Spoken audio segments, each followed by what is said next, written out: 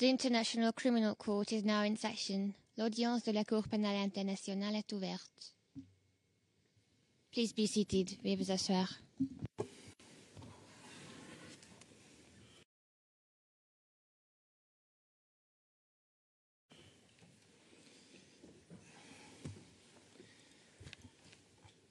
Good morning to everybody. Good morning to you. Président, bonjour à tous. Bonjour, monsieur le témoin.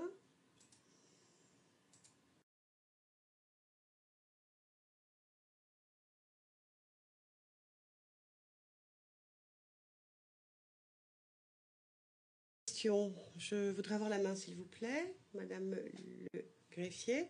La greffière d'audience, vous avez la main, monsieur le représentant du procureur.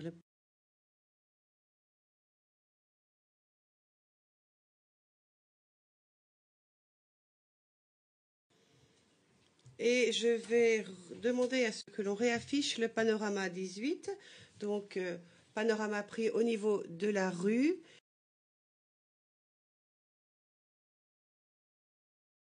Devant la mosquée, nous l'avons vu hier. La greffière d'audience, ce sera disponible sur Évidence 2. Question, vous voyez l'image à l'écran? Réponse oui. J'aimerais aussi avoir le classeur, s'il vous plaît, ce serait fort utile. Le classeur que j'avais hier.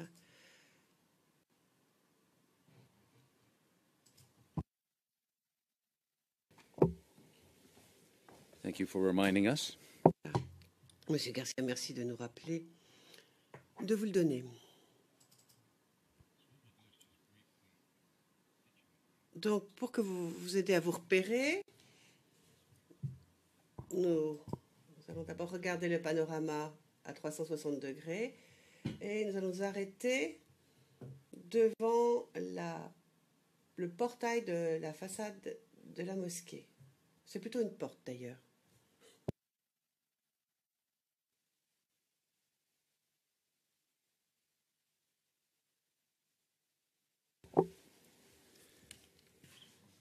Reconnaissez-vous cette façade et surtout cette porte? Réponse oui. Question. Et avez-vous procédé à une analyse criminalistique de ces portes? Réponse oui. J'ai étudié les portes lorsqu'on me les a montrées et j'ai trouvé des trous de pénétration, des marques de pénétration ainsi que des marques de coups qui étaient parfaitement attribuables à les fragmentations à haute vélocité comme on l'avait vu précédemment. Question, pourriez-vous avoir CIV OTP 0049 0154?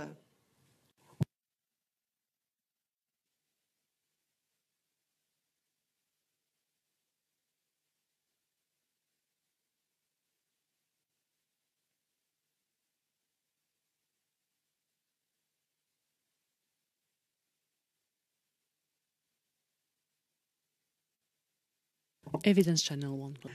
La greffière d'audience, ce sera sur le pavé Evidence 1.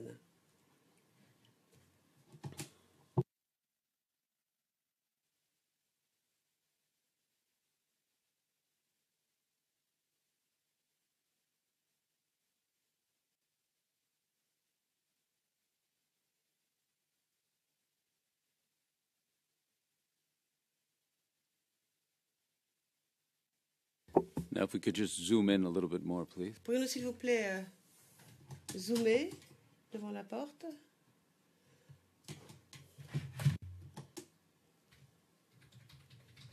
Bien. Je crois que cette photographie est très bonne. Tout d'abord, pouvez-vous nous parler de la taille des trous que l'on voit sur cette porte métallique? Réponse, ce sont des trous qui ont donc des tailles différentes, ça se voit, qui sont asymétriques dans l'ensemble.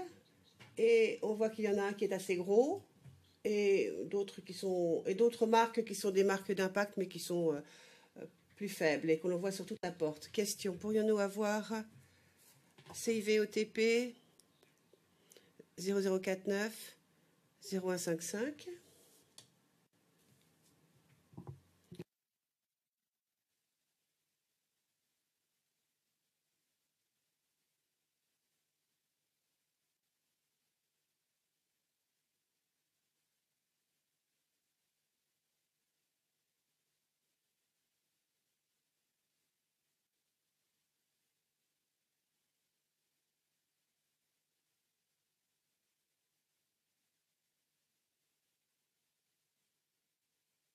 Now, if we could just zoom in a bit more, please.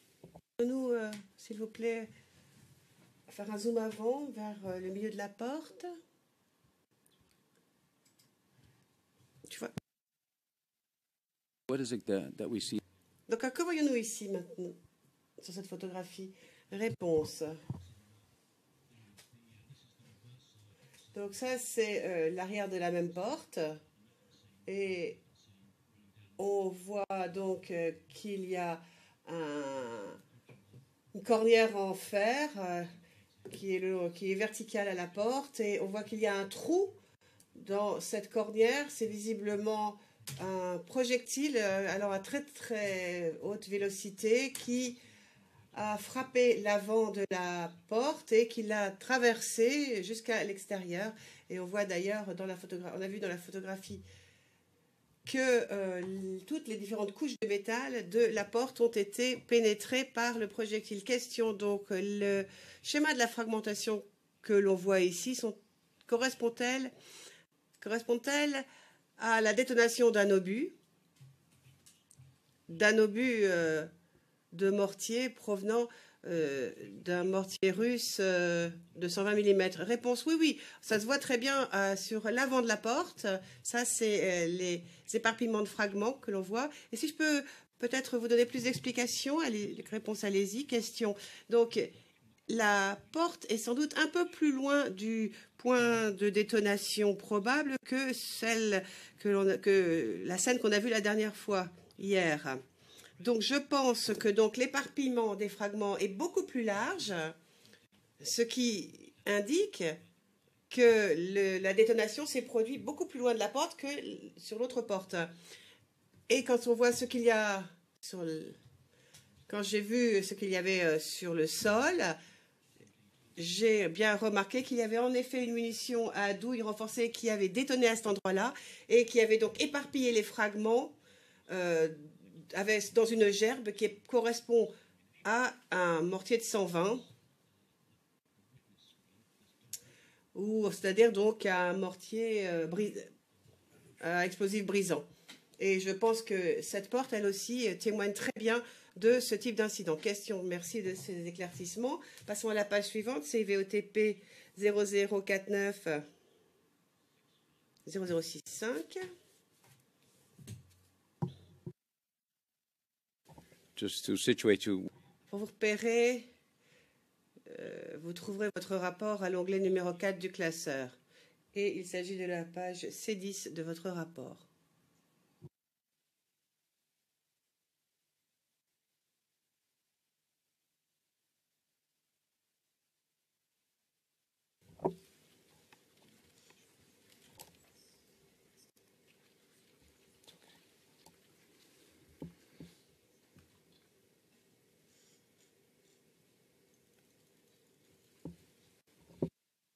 It's the page where we see three. Donc ici, nous voyons 3 fragments. Pourriez-vous tout d'abord nous dire comment vous avez obtenu ces fragments? Réponse. Ils m'ont été donnés par le personnel du bureau du procureur le même jour. Question. Donc c'était le 11 juillet 2013, c'est bien cela? Réponse oui, je pense que c'est correct. Now, did you proceed? Alors, avez-vous analysé de façon criminalistique ces fragments? Réponse oui, j'ai procédé à ce type d'analyse. Question. À quelles ont été vos conclusions, s'il vous plaît? Réponse. Donc, les fragments qu'on m'a présentés ce jour-là correspondent en taille et forme au type de fragments que l'on devrait trouver lorsque il y a des fragments d'une munition à douille renforcée, comme par exemple un obus de mortier de 120 d'origine soviétique. Donc, quand on regarde de près, et on le voit d'ailleurs sur les photos qui sont en gros plan, on voit les éclatements, les fissures plutôt.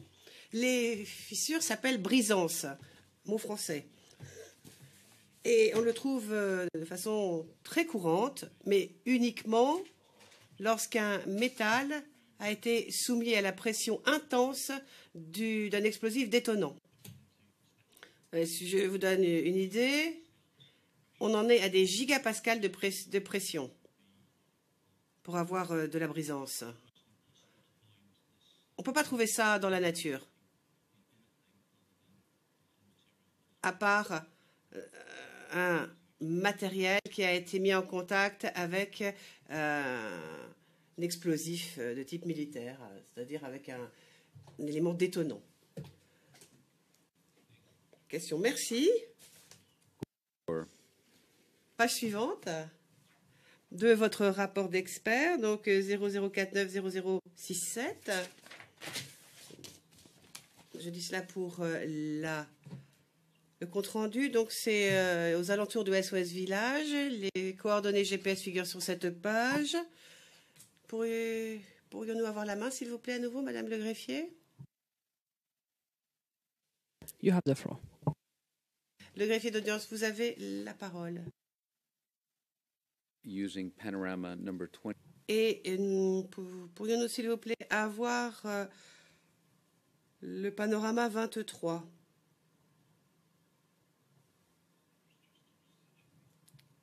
Afin de vous repérer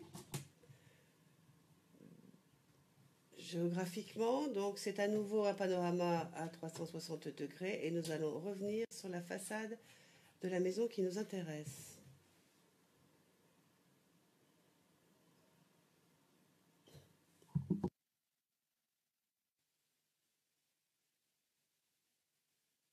Just zoom in on the. Donc, pouvez-vous zoomer sur la porte? Zoom avant, s'il vous plaît.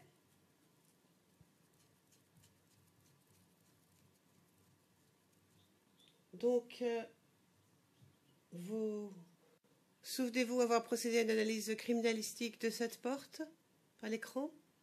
Réponse oui, en effet, je m'en souviens. Question. Pourriez-vous nous dire ce que nous voyons? Quelles sont les analyses que vous avez tirées suite juste à une étude de la porte? Réponse. Il y a beaucoup de dégâts de fragmentation sur cette porte. Et cela correspond à nouveau à la fragmentation à haute vélocité qui est ce que l'on attend de la détonation d'une munition à douille renforcée. Question. Et est-ce que cela vous dit quoi que ce soit à propos de la lieu d'impact de cet obus? Réponse. Il y a énormément de fragments sur cette porte et cela me pousse à dire que la détonation a sans doute été effectuée extrêmement près de la porte. Question. Pourrions-nous maintenant, s'il vous plaît, avoir 0049 0176?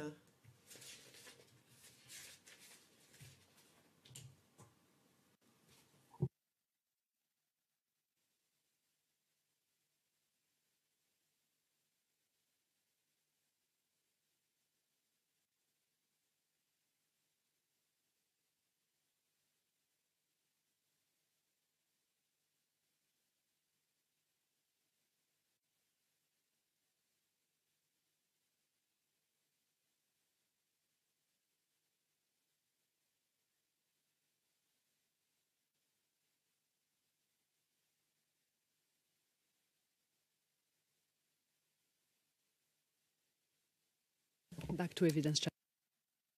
Le greffier d'audience, c'est sur le document, c'est sur la pavé évidence 1. Question, merci. Donc, regardez un peu ce qui est à l'écran. Que voyons-nous ici? Réponse. Ici, on voit l'arrière de la porte que l'on a vu précédemment. Et bien sûr, là où on voit des trous blancs, c'est parce qu'il y a un trou complet, donc on voit la lumière qui passe à travers les trous. Mais j'aimerais que vous regardiez le mur qui est à gauche de la photographie. Alors j'y vois des marques d'impact correspondantes sur ce mur qui correspondent à la direction des fragments qui ont pénétré la porte et Et ce qui m'intéresse ici, c'est que ces marques d'impact sur le mur ne se voient que d'un côté du mur. Ça me donne une bonne indication de la direction des fragments alors qu'ils s'éparpillaient. Donc là où on voit les marques d'impact sur le mur, eh bien on les voit à gauche, mais sur le mur de l'autre côté, à droite, il n'y en a pas. D'après moi, ça signifie que l'objet qui a détonné était aligné, était sur une ligne droite allant de ce mur à la porte. Et d'ailleurs, étant donné la taille et la proximité des marques de pénétration que l'on voit sur la porte, cela confirme ma théorie selon laquelle l'obus a détonné très près de la porte. On voit donc ces trous et ces marques d'impact sur le mur, mais qu'est-ce que ça vous dit à propos de la vélocité du projectile? Réponse. Et la fragmentation doit dû se faire à très très haute vélocité parce que l'énergie pour passer à travers une porte, et on voit bien qu'ici elle a été pénétrée et qu'on a donc traversé plusieurs couches de métal, et le projectile a quand même continué sa route pour aller jusqu'au mur, ce qui signifie bien que la vélocité devait être extrême. Question, mais hier, vous nous avez parlé de la bande de fragmentation, donc de ce schéma en bande concernant la germe de fragmentation. Est-ce que vous trouvez cela ici sur ce mur? Réponse, la bande n'est pas aussi visible ici, dans ce scénario. Je vais vous expliquer d'ailleurs ce qu'il en est. Hier, j'ai parlé de l'angle d'incidence, donc c'est-à-dire l'angle avec laquelle l'obus atteint le sol. Si ce n'est pas totalement vertical, s'il n'est pas 90 degrés, dans ce cas-là, l'éparpillement radial des fragments ne vont pas se présenter aussi parfaitement que dans une situation idéale. Mais je vois quand même un éparpillement radial des fragments. Et donc, d'après moi, cet obus n'a pas atteint le sol de façon totalement verticale.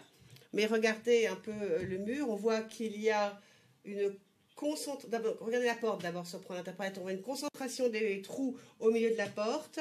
Et bien sûr, plus on monte dans la porte, moins les trous sont rapprochés les uns des autres. Cela signifie, d'après moi, que le schéma radial existe encore, mais se voit quand même un petit peu moins. On voit quand même qu'il y a un schéma en rayon. Monsieur Garcia, pouvons-nous avoir la main, s'il vous plaît, pour revenir au panorama 23? Donc, on va voir la porte sur la maison elle-même.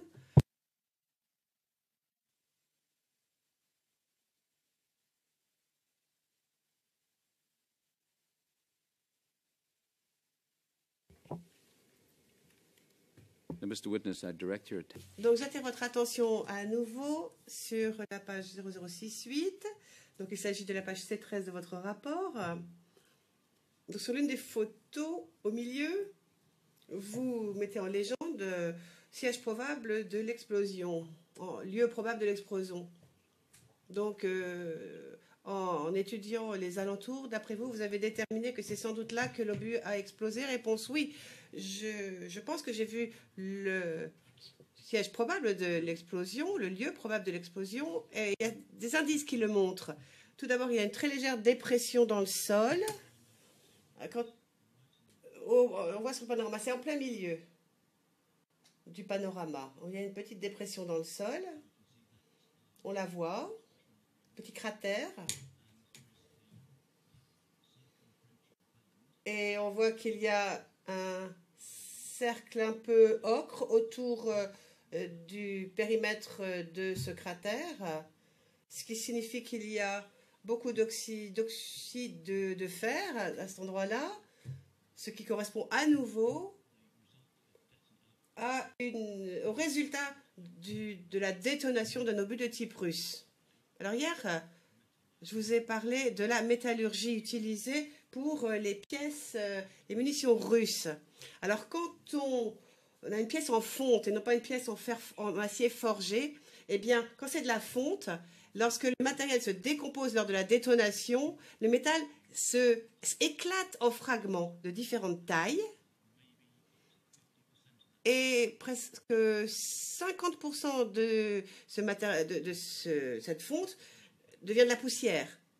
Donc là, on n'a plus d'effet de fragmentation. Et ça, c'est parce que c'est pas cher, hein, on l'a expliqué hier. C'est moins cher, mais il y a moins de fragments.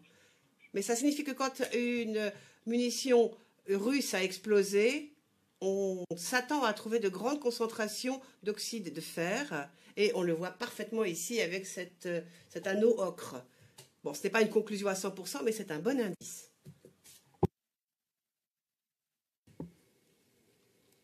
Now, when we look at this, Question.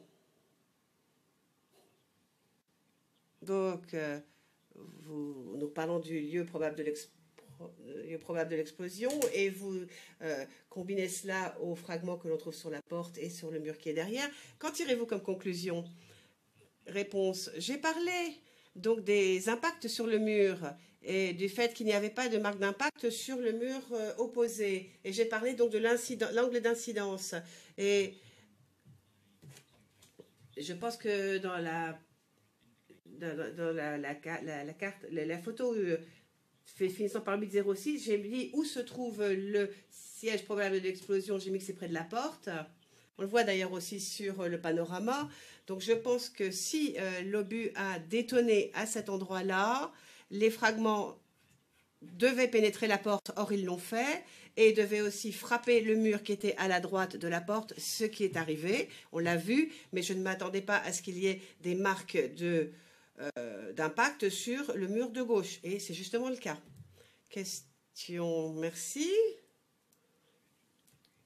Pourrions-nous avoir maintenant CIVOTP 00490183?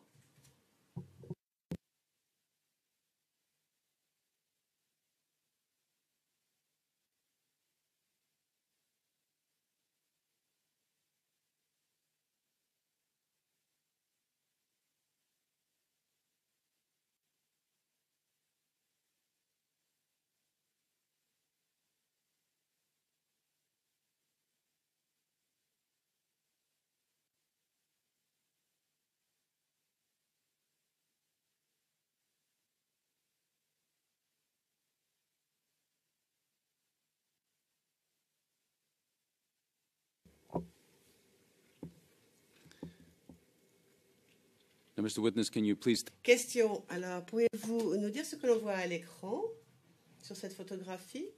Le témoin. Donc, il s'agit d'un gros plan du lieu probable de l'explosion. On voit très clairement donc cet anneau d'oxyde de fer, de poussière.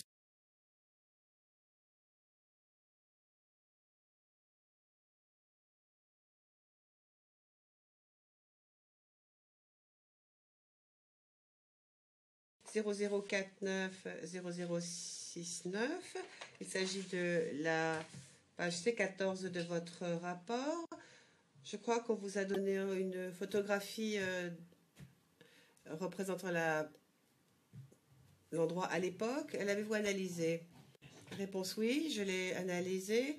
Ici, cette photographie, c'est une photographie qu'on m'a donnée le même jour, qui m'a été donnée d'ailleurs par le personnel du bureau du procureur, et qui montre très clairement la bande en rayon de la bande radiale, si on prend l'interprète, donc de défragmentation. Et à nouveau, j'associe cela à une fragmentation à très haute vélocité, étant les dégâts sur le mur et les dégâts aussi sur le trottoir. Enfin, moi, j'appellerais ça un trottoir. Donc, on voit donc cette bande de fragments, on la voit très clairement. Et quand on s'approche,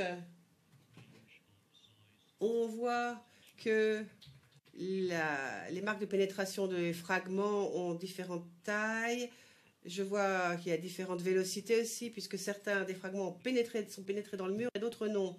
Alors je regarde quels sont les dégâts, et les dégâts de la porte. Cela me permet de tirer la conclusion qu'il s'agit d'une fragmentation à haute vélocité qui correspond, comme je l'ai déjà dit, de la détonation d'un obus de mortier d'un obus de mortier à brisant.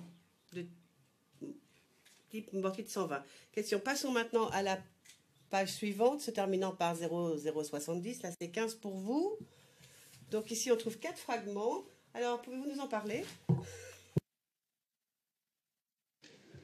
These fragments were handed to me on Les fragments m'ont été remis ce jour-là par les fonctionnaires du bureau du procureur.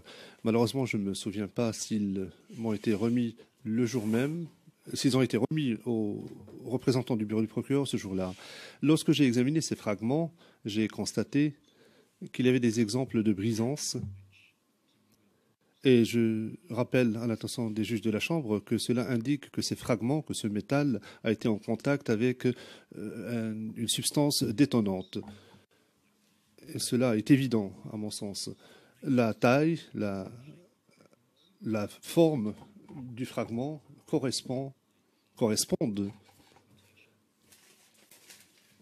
à des fragments des suites de l'explosion d'un obus détonant.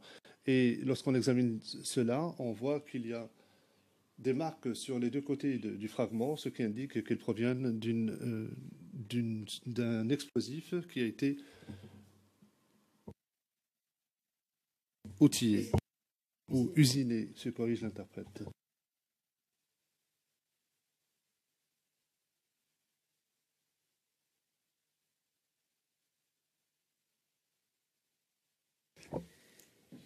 now, Mr. Question. Monsieur le témoin, j'aimerais maintenant que nous reportions à la page suivante de votre rapport d'expert, soit C17, qui correspond à la référence CIVOTP 0049 0072. Sujet numéro 4, donc dans les alentours du village SOS Village. And if we could please have the floor once again. Est-ce que nous pourrions avoir la main, s'il vous plaît?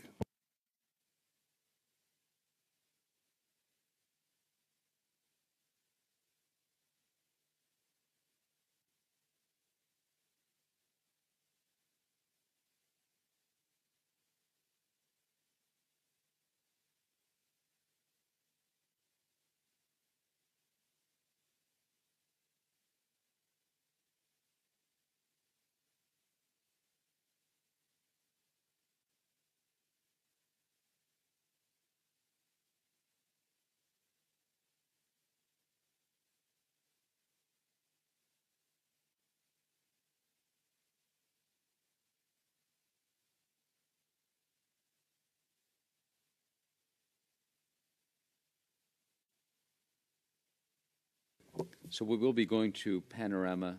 Nous allons donc regarder le panorama numéro 24.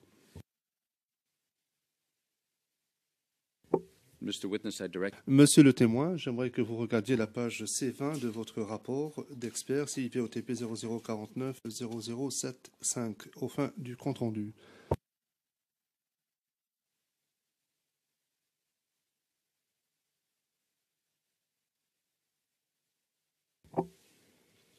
Now, Mr. Witness, can you please? Monsieur le témoin, pouvez-vous nous dire ce que l'on voit sur cette photographie?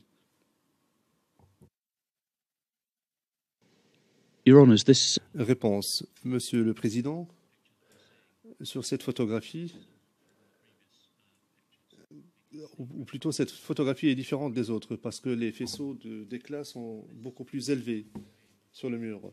Et à mon avis, et je me fonde sur mon expérience professionnelle, cela raconte une histoire. En ceci que la bande de fragments que l'on constate ici correspond à la forme et au faisceau d'éclat que nous avons vu précédemment.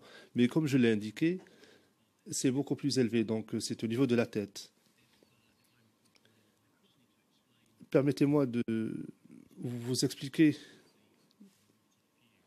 ce qu'est un obus de mortier et une fusée de mortier, ou une amorce de mortier. L'amorce se trouve donc à la tête, c'est la coiffe de l'obus.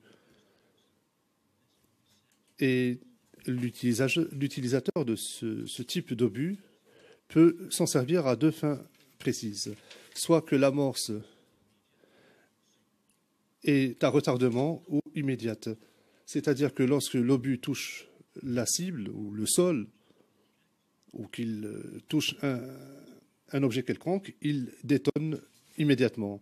Il y a une autre configuration sur certaines amorces d'obus qu'on appelle à retardement. Un obus à retardement, c'est-à-dire qu'on ajoute des millisecondes de sorte que lorsque l'obus touche un objet, il y a un léger décalage de 0,05 secondes avant que l'obus n'explose. Donc, lorsque je vois un faisceau d'éclat élevé, comme c'est le cas ici, dans une zone résidentielle où il y a des habitations, où des habitations ont des toits très minces, je me dis alors que l'obus a été configuré de sorte que l'amorce explose immédiatement en touchant le toit. C'est-à-dire qu'elle n'a pas à toucher le sol avant de détonner. Et lorsque je vois cette zone, lorsque je la compare à d'autres zones, je ne peux que tirer la conclusion suivante, qui se justifie à mon avis, qu'il s'agissait d'un obus de mortier où l'amorce avait été configurée pour exploser immédiatement. Donc je ne suis pas surpris de voir que le faisceau d'éclat est beaucoup plus élevé et plus proche du toit, ce qui m'indique que l'obus de mortier a frappé le toit et qu'il a explosé en touchant le toit. Le juge président, il s'agit donc d'un autre type d'obus. Le témoin, non, pas tout à fait. Il peut s'agir du même type d'obus. C'est de la configuration ou le réglage qui est différent. C'est l'amorce qui est réglée différemment. On peut choisir le premier réglage ou deuxième ou troisième, peu importe le nombre de réglages qui existent. Mais dans le cadre de mon enquête, cela me permet de comprendre quel type de réglage a été utilisé par l'usager d'un système de mortier. Et c'est ce qui me permet de tirer ces conclusions. Donc là, sur la base de ce que je vois, cela m'indique qu'il s'agissait d'un obus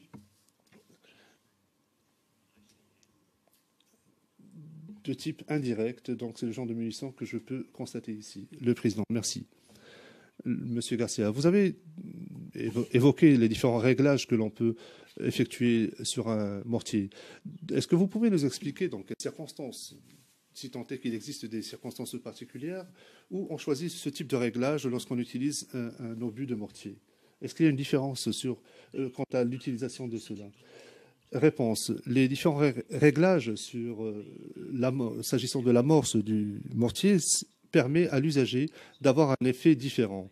C'est-à-dire tout dépend de l'effet que vous souhaitez obtenir lorsque l'obus touche la cible. Et c'est l'une des raisons pour lesquelles les obus de mortier ne sont pas utilisés dans des zones urbaines. Parce que ces obus ou ces réglages à explosion immédiate ou à retardement ont pour but d'exploser lorsque des soldats, par exemple, se sont mis à l'abri ou s'ils sont sur un sol mou, par exemple du sable. Donc le but est que l'obus explose et qu'il obtienne l'effet escompté par le tireur. Les obus de mortier ne sont pas des armes de précision, ce sont des armes qui visent à créer un effet précis sur le site.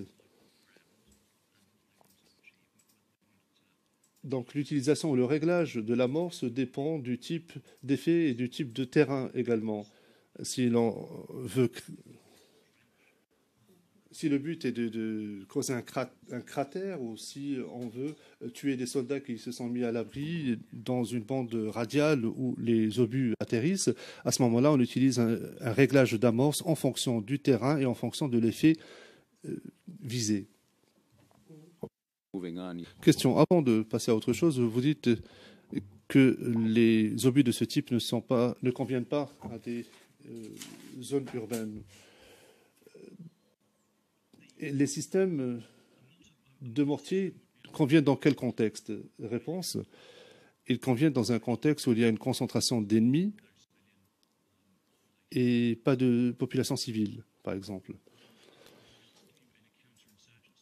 Si vous êtes dans le cadre d'une opération de contre-insurrection et que la zone a été évacuée de civils du point de vue militaire, il conviendrait alors d'utiliser un système de mortier. Je ne dis pas que c'est toujours le cas, qu'il ne convient jamais d'utiliser de mortier dans une zone urbaine. Je dis simplement qu'un système de mortier convient lorsque vous vous trouvez dans une zone que vous souhaitez empêcher l'ennemi d'utiliser, ou si vous souhaitez causer des dégâts, blessés et morts confondus du côté de l'ennemi. En revanche, dans une zone où il y a une forte concentration de population civile, où l'on risque de causer des dégâts collatéraux immenses, l'utilisation d'un obus ou de munitions à douille renforcée comme le mortier de 120 mm, donc une arme de campagne ne serait pas tout à fait indiquée. On utiliserait alors un autre système d'armes.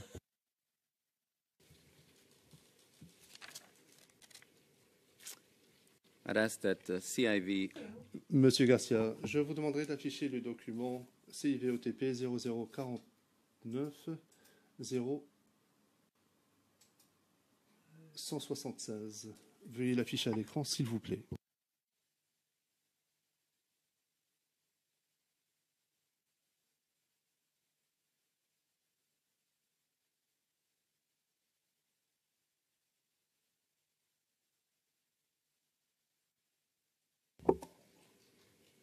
if you can just zoom in a bit.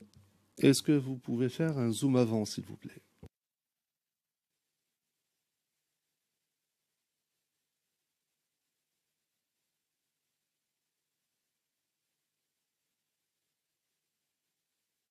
Can we zoom in just a bit more? Is that possible? Un peu plus, s'il vous plaît. Est-ce que c'est possible? Zoom avant. Très bien, merci. Monsieur le témoin, qu'est-ce que vous pouvez nous dire au sujet du faisceau d'éclat que nous voyons ici, sur cette photographie, sur le mur? Réponse. Là encore, je vois le même genre d'anneau circonférentiel. Je vois aussi des tailles différentes. Je vois des profondeurs de trous qui ne sont pas les mêmes. Cela correspond à des faisceaux d'éclat que nous avons vus précédemment. Question. J'aimerais que l'on reprenne maintenant la page C19 de votre rapport, CIV OTP 0049 0074, s'il vous plaît. Can you tell us what we see at the bottom of this? Au bas de cette page, l'on voit une photographie. Est-ce que vous pouvez nous en parler? Réponse. Il s'agit d'une photographie qui avait été prise à l'époque, qui a été remise au personnel du bureau du procureur, soit ce jour-là, soit que le bureau du procureur en disposait déjà.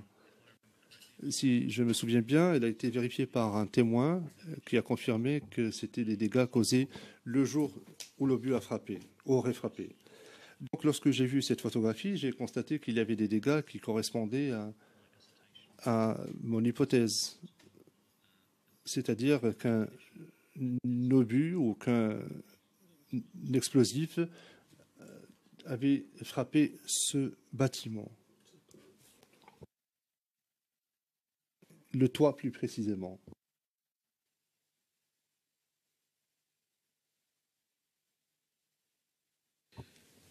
Excuse me. Le juge président, un instant, s'il vous plaît. Vous dites, si je me souviens bien, cela a été vérifié par un témoin. De quel témoin parlez-vous? Réponse. Monsieur le Président, cette photographie nous a été montrée ce jour-là. Elle m'a été remise et on m'a indiqué, et j'étais en compagnie des représentants du bureau du procureur, on m'a indiqué que cette photographie avait été prise dans le couloir tel que cela a été indiqué dans mon rapport. Donc la flèche que j'ai inscrite sur cette photographie, en haut de la page, c'est là où nous étions, nous nous trouvions à cet endroit-là, et donc on m'a indiqué que ce type de dégâts qu'avait subi le toit correspondait à l'endroit où nous étions debout. Le juge président, c'est la personne qui se trouvait avec vous qui vous l'a indiqué? Le témoin. Non, ce sont les représentants du bureau du procureur qui m'ont indiqué cela. Cela remonte il y a 4 ans, donc je ne me souviens pas de toutes les circonstances. Mais cela m'a été indiqué. Dans mon rapport, j'indique que c'est le même lieu où cela m'a été remis. Donc c'est un représentant du bureau du procureur qui a dû me le signaler. Comme je ne parle pas la langue locale, évidemment, je me fiais à ce que les représentants du bureau du procureur me disaient. Monsieur Garcia, au fin du compte rendu, je tiens à préciser qu'il y avait 2 rapports qui précisent les détails relatifs à cette mission. Et au fin du compte rendu, je tiens à rappeler qu'il s'agit des documents CIV OTP 00730906 et CIV OTP 00730931. Il s'agit de 2 rapports de mission relatifs à cette mission précise et qui offre des détails s'agissant de ce qui s'est passé ce jour-là.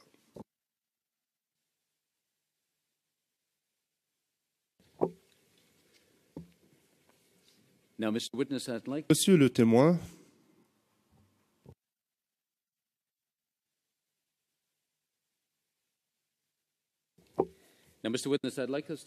Monsieur le témoin, j'aimerais que vous regardiez maintenant l'annexe D, qui se trouve à l'onglet numéro 5 du classeur qui vous a été remis, CIV OTP 0049 0076.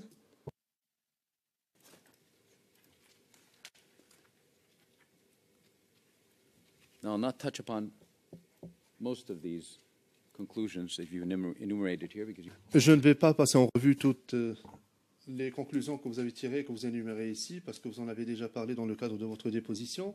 J'aurais 2 questions à vous poser. Au paragraphe numéro 8,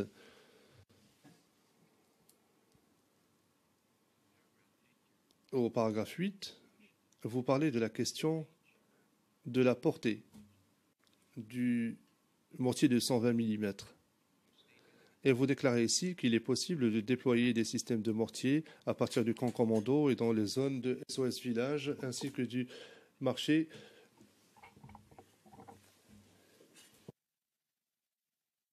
Soviet type 120 mm mortars. Kakone, ainsi que les limites d'une portée maximum et d'une portée minimum, les limites des systèmes de mortier, y compris le type des systèmes de mortier de type soviétique 120 mm, de sorte que l'affirmation relative me permet de dire que l'attaque ou d'indiquer l'origine de l'attaque. Le juge président interrompant, est-ce que vous pourriez ralentir pour permettre aux interprètes de faire leur travail, s'il vous plaît? Monsieur Garcia, très bien, Monsieur le Président. Monsieur Garcia, est-ce que vous pouvez nous indiquer quelle est la portée minimum et maximum d'un mortier de 120 mm? Mortar shell fired from a mortar.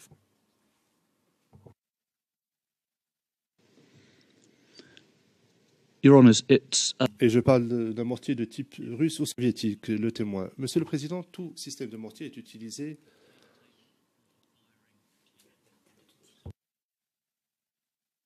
but avec ce qu'on appelle communément une table de tir. En règle générale, on peut s'attendre à ce qu'un système de mortier de 120 mm soit utilisé pour couvrir une distance entre 120 mètres et 500 mètres. L'interprète reprend entre 500 mètres et peut-être 7000 mètres. Un usager expérimenté ou des armes différentes peuvent présenter des variations, de légères variations. Mais en tant qu'usager expérimenté, dans le cadre de sa planification, je pourrais utiliser ce genre d'écart de portée. Des usagers expérimentés en matière de système de mortier peuvent utiliser des méthodes différentes pour obtenir la meilleure performance possible de ce système d'armes. Mais l'élément important, c'est que s'agissant des cibles et de la zone en question, les deux doivent se trouver entre la fourchette minimale et maximale de pratiquement tout système de mortier. Monsieur Garcia, est-ce que l'on pourrait afficher à l'écran le document CIV REG 00100220, s'il vous plaît?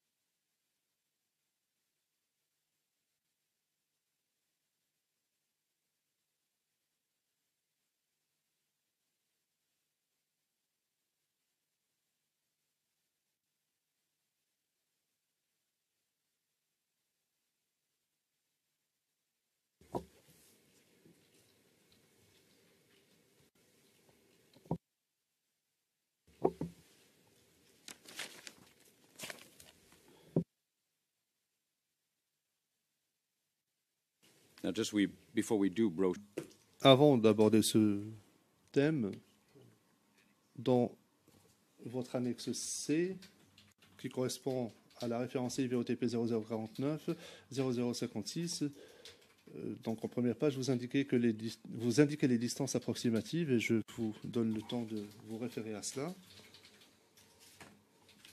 Il s'agit de l'onglet numéro 4 de votre classeur. approximate Vous avez indiqué des distances approximatives dans la zone du camp commando à SOS Village.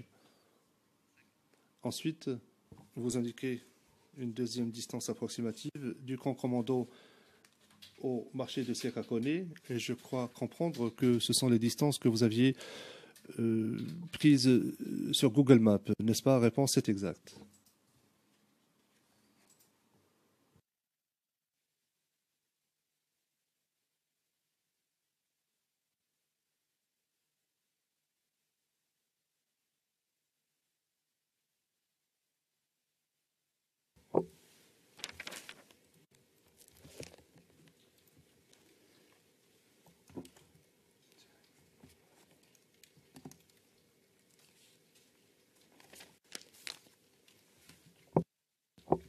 if we could please go back to CI. Serait-il possible de reprendre la page CIVOTP REG 001 0022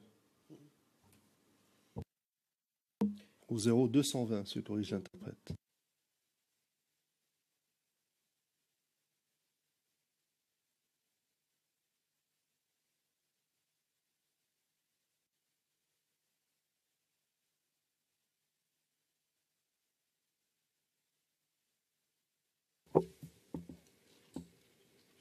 Now, Mr. Witness, I'd ask you to look. Monsieur le témoin, je vous demanderai de regarder l'écran.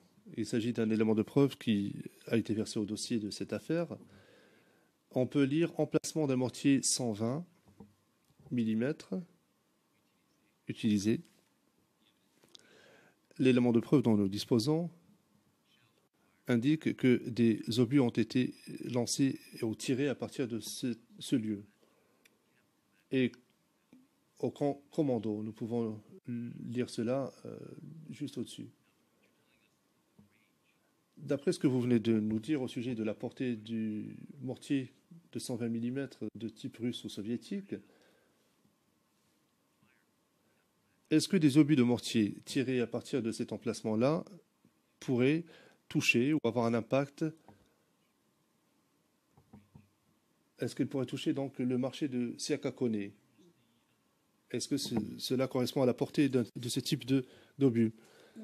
Le témoin. Correction de l'interprète, Siakakone ou SOS Village. Réponse du témoin. La portée, comme je l'ai indiqué précédemment, il s'agit d'une fourchette en fait, pour ce qui est de l'utilité des systèmes de mortier, de pratiquement tous les systèmes. Le système de mortier est un système d'armes qui est utilisé idéalement pour effectuer des tirs indirects. Donc il s'agit d'une arme indirecte, un système de tir indirect. Et l'une des façons de décrire ce que l'on ne peut pas faire physiquement, c'est-à-dire voir la cible au bout du canon. Et donc ce système est utilisé ou peut être utilisé en tant que système de tir pour tirer sur les deux zones que vous avez indiquées.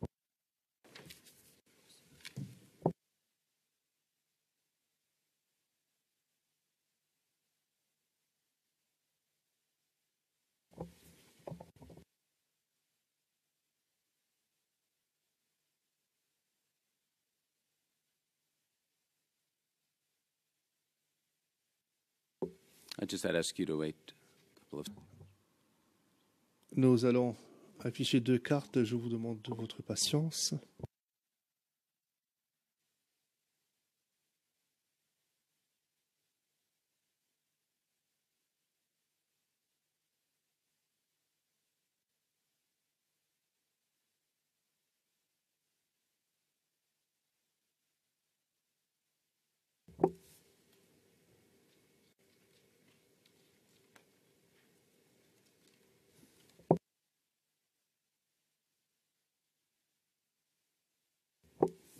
So now we see on the left hand.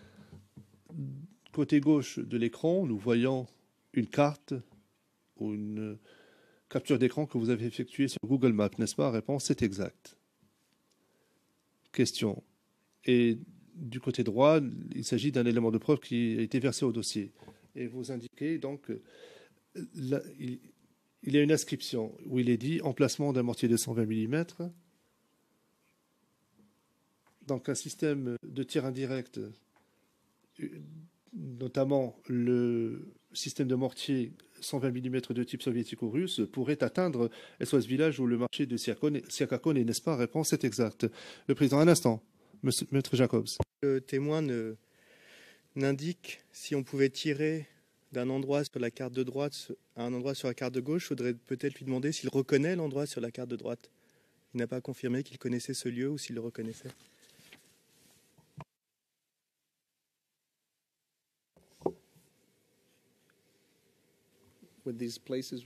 Le juge président, quel emplacement? Photo de Google Maps, le témoin n'a rien dit dessus. Il n'a pas dit s'il reconnaissait l'endroit, s'il reconnaissait ce lieu dans Abidjan, etc. Your Honor, Monsieur Garcia, Monsieur le Président, ce n'était pas le but de ma question. Moi, je l'interrogeais au sujet des portées des obus de mortier. Il ne s'agit pas de savoir s'il reconnaît ce lieu ou pas. Ce n'est pas pertinent. Un autre témoin a déjà témoigné à ce sujet. Le juge président interrompant. Un instant. Au lieu de se livrer à cette partie de ping-pong entre vous, un instant. Allez-y. Vous avez la parole maintenant. Monsieur Garcia, Monsieur le Président, notre position est la suivante. La question de savoir si le témoin est en mesure de reconnaître une carte Google Maps ou pas du camp commando n'est pas pertinente, eu égard à cet exercice. Le témoin est en train de nous parler de la portée d'un obus de mortier de 120 mm. Savoir si un obus peut avoir un impact sur deux lieux différents, notamment SOS Village et marché de Siakakone, à partir du camp commando. L'exercice est très simple. Nous ne lui demandons pas de reconnaître le camp ou s'il reconnaît les emplacements ou pas. Le président, Maître Jacobs. Avec un point indiqué emplacement d'un mortier de 120 avec une flèche.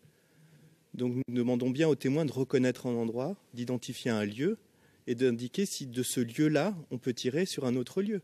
Si c'est pour demander une question générique sur le camp commando, il n'y a pas besoin de lui montrer la photo.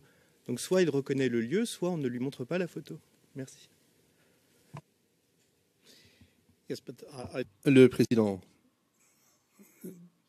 je ne comprends pas à quoi sert cette photographie puisque vous lui demandez simplement si c'est possible. Pourquoi lui montrer les deux photographies? Monsieur Garcia. Le président poursuivant, posez votre question, Monsieur Garcia. Très bien, nous allons passer à autre chose, Monsieur le Président. now, Mr. Witness, Monsieur le témoin, dans ce rapport, en annexe D 0049-0076, au paragraphe 1 de cette annexe, vous dites, et il s'agit de la quatrième phrase, que cette arme n'est pas une arme de précision. Est-ce que vous pouvez dire, sur la base de vos connaissances et de votre expertise en matière de mortier, quelle est la marge d'erreur d'un obus de mortier de 120 mm? Je crois que vous appelez cela ECT, l'ECP, l'écart circulaire probable. Quelle est la marge d'erreur d'un obus tiré? Réponse. Nous parlons de précision et de 20 mm mortar. I would expect et régularité. Donc, s'agissant d'un mortier de 120 mm, s'il s'agit d'un groupe d'usagers expérimentés, s'agissant de ce type d'armes, eh bien, ces usagers peuvent atteindre la cible à 60 ou 100 mètres de la cible. Donc,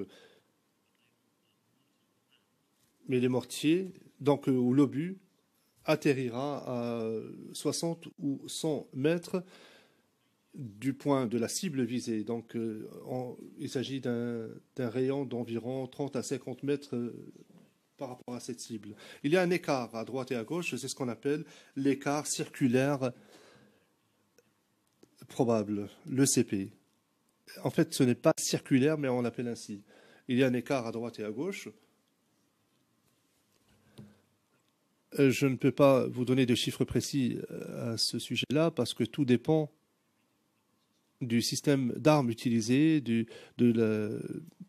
nombre de charges utilisées, de la direction du vent ou de la force du vent. Il y a différentes variables qui entrent en ligne de compte. L'usure du tube également. Mais l'on peut raisonnablement s'attendre à ce qu'un obus de mortier provenant d'un système de 120 mm atterrisse dans paragraph 5 about fire. Dans un diamètre comme celui que j'ai indiqué. Question. Sur la base de ce que vous venez de dire et ce qui est dit au paragraphe 5 au sujet de l'émission, donc des mises à feu, vous dites, et je vais simplement répéter au fin du compte rendu ce que vous dites au paragraphe numéro 5, que l'on prend en considération des variables géospatiales ainsi que l'effet relatif à la cible requis, mais que cela ne permet pas d'obtenir des cibles précises puisqu'il s'agit d'un tir qui vise une zone plutôt qu'une cible précise. C'est pourquoi on parle d'une zone et d'une arme qui vise un effet, une zone visée et non pas d'une cible précise. Réponse. Comme je l'ai dit précédemment, Monsieur le Président, un système de mortier n'est pas censé toucher une cible précise. Vous faites vos prévisions, vous planifiez votre tir, votre mission de tir au moyen d'un mortier, et vous choisissez une cible sur la carte. C'est-à-dire que vous orientez votre mortier sur une zone précise pour produire un effet sur la zone. Vous ne vous attendez pas à frapper une cible précise. Now, can you tell us anything about... Bien. Et pourriez-vous nous dire ce qu'il en est de la létalité, de l'effet létal de ces obus de mortier de 120? Donc, quelle est leur marge en matière de létalité? Réponse. On parle de létalité, et plus la portée est longue, moins il y a de létalité. Je pense que pour un obus de 120 en douille renforcée, je pense que c'est 90 à 100 mètres, en fait. Donc, c'est là la létalité. Mais je pense que les fragments peuvent encore tuer au-delà de ces 200 mètres. Il y a beaucoup de variables, bien sûr. Mais moi, je peux prendre ça comme référence, déjà. Donc, si je devais, par exemple, dire quelle serait la zone à évacuer avant de tirer, eh bien, moi, je prendrais une grande marge d'erreur, de manœuvre, afin de réduire les risques.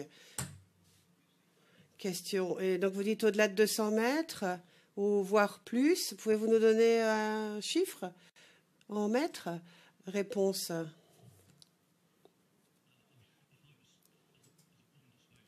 En tant que spécialiste d'évacuation de bombes, moi, je demanderais à ce que l'on fasse évacuer les populations sur une distance bien plus longue. Donc, il faudrait qu'ils s'abritent déjà derrière quelque chose de dur. Et puis, afin de ne pas être couvert au cas où il y aurait des fragments qui arriveraient avec une haute vélocité et un angle d'incidence assez faible. Par exemple, s'il y avait des fragments qui arrivaient au-dessus d'eux. Donc, c'est pour ça qu'il faudrait qu'ils soient déjà abrités dans le dur. Et puis, si possible, au moins à 500 mètres. Mais tout dépend bien sûr du terrain et tout dépend de l'environnement et d'un grand nombre de paramètres. Mais la zone de sécurité serait d'au moins 500 mètres. Question. Et combien de temps faut-il pour charger un système d'armes de 120 mm, le charger et le déclencher? Réponse. Un système de mortier de 120 mm est un système où les obus sont très lourds, plus lourds que dans un système moindre. Donc, la vitesse de tir, quand même, est lente parce qu'il y a beaucoup de charges manuelles, d'opérations manuelles à faire. Dans une mission de tir en batterie, d'abord, on tirerait une première munition pour prendre les repères. Donc, une fois que les repères sont notés, donc on lance un premier mortier, un premier obus pour avoir un repère. Et le guetteur, par exemple, pourrait voir où est tombé l'obus et ainsi on pourrait régler les tirs. Ça prendra quelques secondes de vol, quelques secondes ensuite pour calculer les réglages et ensuite on peut commencer la véritable mission de tir. Et disons qu'on peut avoir 5 à 6 obus par minute quand on opère un mortier de 120. Si l'équipe est efficace, ça peut être plus rapide. Mais ils ne pourront pas, en revanche, tirer comme ça pendant très longtemps. Very well. I'd like us to go now. Question bien. Passons maintenant à l'annexe E que nous trouvons à l'onglet 6 du classeur. CIV OTP 0049 0078.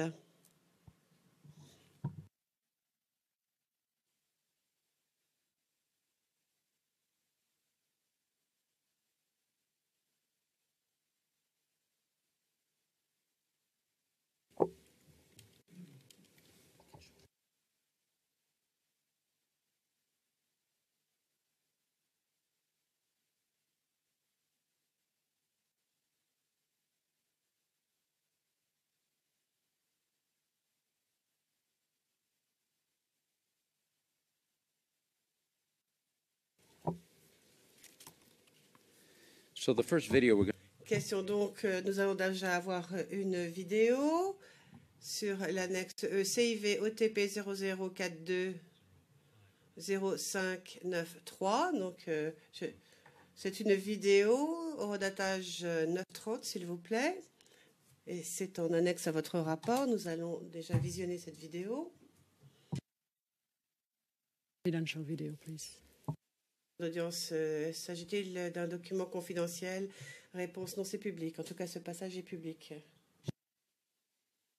Correction d'interprète. Il s'agit de l'horodatage 930. Thank you. Pouvons-nous avoir la main? Demande Monsieur Garcia. Merci.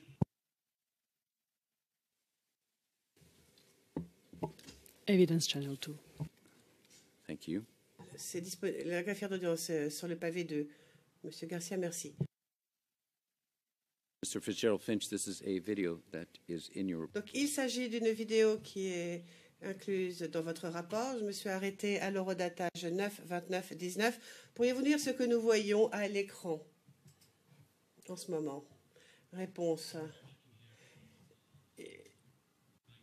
Donc, ça, c'est la base, ou du moins les ailettes de ce qui doit être un obus de 120, très certainement.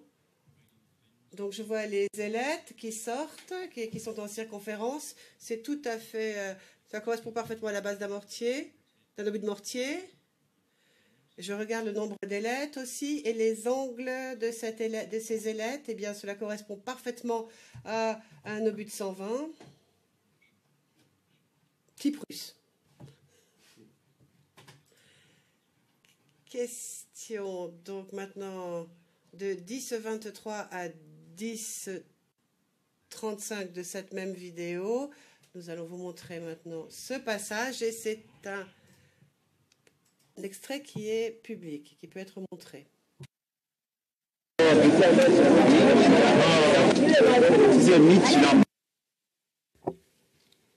Now we've stopped the video at. Donc la vidéo s'est arrêtée à 10-35-16. Que voyons-nous à l'écran, s'il vous plaît? Réponse. Ici, on voit ce qui semble être la base de l'empennage de l'obus de mortier avec ses ailettes. Et quand on voit l'angle de ces ailettes l'une avec l'autre, cela correspond parfaitement à ce que l'on trouve sur un obus de mortier de 120. Question, merci.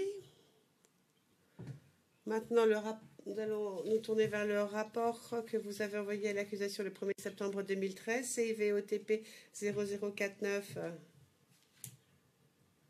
0048, que vous trouverez à l'onglet 6 du classeur qui vous a été remis.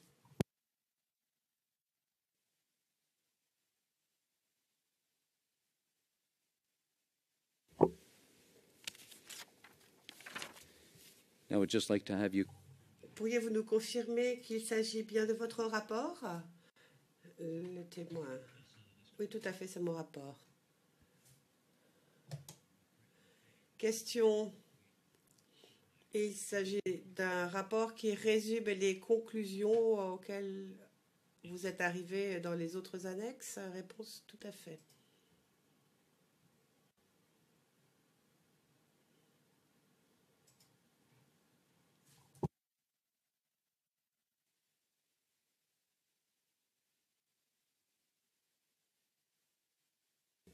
Thank you, Mr. Witness. Monsieur Garcia, merci, monsieur le témoin. L'accusation n'a plus de questions à vous poser. Le président, eh bien, merci beaucoup. Moi, j'ai quelques questions avant de donner la parole à la défense. À la page 27, ligne 2 et suite du transcript d'aujourd'hui, transcription anglaise, bien sûr, vous avez parlé du temps qui est nécessaire pour charger et pour déclencher le tir d'un 120. Alors, on sait que 2 obus auraient été tirés, un sur le marché SOS Village et l'autre sur le marché Siaconé. Donc, on parle ici de 2 obus. Ils ne vont pas dans la même direction. Enfin, d'après la carte, en tout cas. What you are saying. Enfin, d'après ce que vous dites, en tout cas. Donc, il n'y a pas la même direction. Alors, combien de temps faut-il pour modifier l'orientation et l'angle du système d'armes pour changer la portée, être à 500 plutôt qu'à 1000? Réponse. Eh bien, oui, vous avez raison, si on a un seul tube, il faudrait un certain temps quand même. Bon, je ne peux pas vous dire combien de temps, mais je vais certainement pas vous dire combien de secondes ou combien de minutes. Enfin, mettons quand même au moins 1 à 2 minutes. Ça peut être plus rapide. Mais, d'après moi, c'est rare de trouver une équipe de mortier qui n'a qu'un tube. Enfin, d'habitude, quand on a une équipe de mortiers, ils ont plusieurs mortiers à disposition. On déploie souvent les systèmes de mortiers en paire, voire plus. Moi, je ne dis pas là qu'il n'y en aura plus d'un. Mais normalement, quand on déploie un système de mortier de façon habituelle, on les déploie en paire, au moins. Question bien. Au début de la témoignage de ce matin, page 4, ligne 3, vous avez répondu à une question du bureau du procureur. On vous avait parlé de la fragmentation. On vous avait demandé s'ils sont compatibles. Non, voici votre réponse. Donc, le type de fragmentation qu'on a vu sur la photo précédente et celle... Non, j'ai la question. Donc, je reprends la question de l'accusation et est-ce que cela correspond bien à la détonation d'un obus de 120 de mortier type russe ou soviétique? Réponse oui. Il y a des faisceaux de fragmentation. On le voit bien sur la partie avant de la porte, donc ça se montre bien. Donc c'est compatible, c'est ça? Réponse oui. Question du président. Voici ma question. Ce serait compatible aussi avec un autre type de système d'armes? Réponse. Ou avec autre chose, d'ailleurs, si on prend l'interprète. Réponse. Quand j'ai écrit le rapport dans l'ensemble, et on a étudié 4 sites. Et il n'y a pas un seul site où on peut dire à 100% quel est le type d'arme qui a été utilisé. Il faut avoir une approche holistique de la chose. Il faut regarder tous les éléments de preuve ensemble et tout rassembler. Et quand on rassemble tous les éléments de preuve, quand on se rappelle que cela fait qu'il y a quand même 2 ans et demi qui sont écoulés entre l'incident et l'enquête, enfin mon enquête, il y a un grand nombre d'éléments physiques qui n'existent plus. Alors il faut regarder quels sont le schéma des dégâts, regarder aussi les objets physiques qui témoignent encore physiquement de fragmentation de projectiles arrivant à haute vélocité et à un angle à faible incidence. Donc, tout ça, quand on ajoute aussi les fragments physiques que l'on a trouvés, ma visite au camp commando, lorsque je m'y suis promenée, et puis aussi les pièces vidéo que l'on a vues. Et quand on prend tout cela dans son aspect holistique, eh bien, on peut en tirer en conclusion que c'est très certainement ce système d'armes qui a été utilisé. Mais j'ai utilisé en fait toutes les pièces du puzzle pour rassembler la dernière image qui sont mes conclusions personnelles bien sûr, mais mes conclusions personnelles et professionnelles. Question, merci. Maintenant, une dernière question, ce que vous avez dit à la page 5, ligne 11. On vous avait demandé, avez-vous fait une analyse criminalistique de ces 3 fragments? Là, je parle des fragments que l'on trouve à la page 0065, 3 fragments. Alors, je ne sais pas à quel onglet ça se trouve pour vous. Et vous avez dit, oui, j'ai procédé à cette analyse. Alors, c'est quoi exactement une analyse criminalistique de ce type de choses, d'après vous? Réponse. J'ai étudié les fragments. D'abord, je les regarde, je les inspecte visuellement. Ensuite, je les regarde à la loupe. Je les agrandis, donc.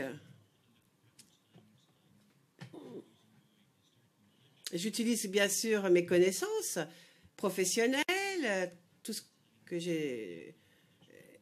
Et donc, j'évalue la probabilité que ces fragments métallurgiques proviennent de ce type de système d'armes ou d'un autre système d'armes. Mais mon évaluation est la suivante. Vu leur forme et leur taille, ils correspondent à un mortier de 120. Question. Donc, vous ne faites pas d'analyse biologique, chimique complexe? Réponse non. Question. Je pose cette question parce que dans le rapport, vous avez dit ils ont été récupérés dans la blessure infligée à un témoin oculaire. Alors, avez-vous la moindre connaissance à ce propos? Est-ce qu'on a fait des examens biologiques de cette pièce? Est-ce que vous pensez qu'il fallait en faire? Réponse. On m'a donné ces fragments dans une poche à éléments de preuve, enfin dans un sac en plastique, et on ne m'a pas demandé de faire quoi que ce soit au niveau des examens criminalistiques. Donc je n'ai rien fait. Biologique, sans prendre l'interprète. Le président, merci. Mais maintenant, nous allons donner la parole à Maître Altit pour la défense de M. Gbagbo.